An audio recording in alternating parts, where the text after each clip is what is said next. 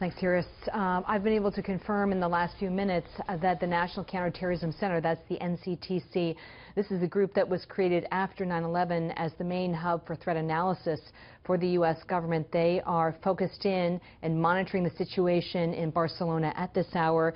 A couple of details, unfortunately, have their attention. One is the reported use of this rental van. This fits the MO of previous terrorist attacks in Europe over the summer.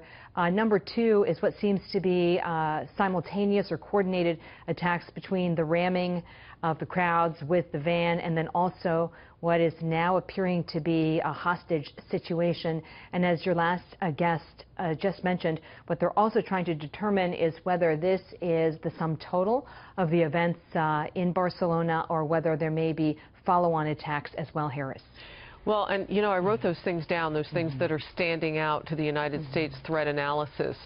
They were telling Americans very early on the dangers of traveling to Europe this summer. I did not anticipate or did not have the list when my family and I went to Paris and London, which were definitely on that list, any ideas about Barcelona. But as our guest Steve Hilton is telling us today, this area would be one that anybody would target because of the population, the size of that street.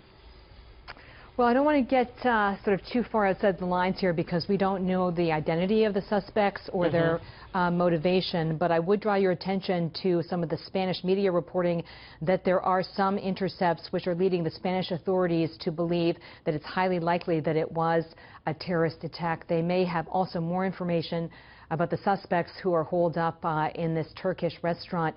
Just for some context, what the authorities are able to do in a situation like this is effectively put a dome down over the area so they can pick up the phone communications as well as social media communications, which help give them a better idea of what has unfolded.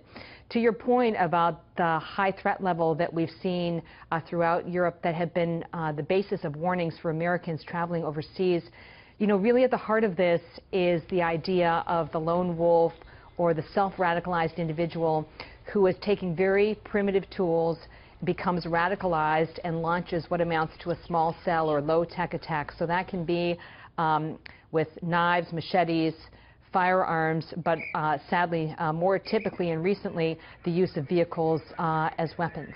But that's sort of a big, broad overview context analysis. We have to really be careful here and wait to see who the suspects are and what the basis is for the Spanish police making this statement that it's likely terrorism. They would not do that without sufficient evidence to indicate that, Harris. Yeah, and those are excellent points. I'm seeing now again further reporting on that from the Associated Press that the Spanish newspaper El País is saying that Barcelona police are treating this van incident as a terror attack. We have several alerts in a row on that now. So what you're pointing out is while we don't have all the facts, that is not arbitrary for them to use that kind of terminology this early on. Catherine, Herridge will bring you back as the news warrants. Thank you. For sure. You're welcome.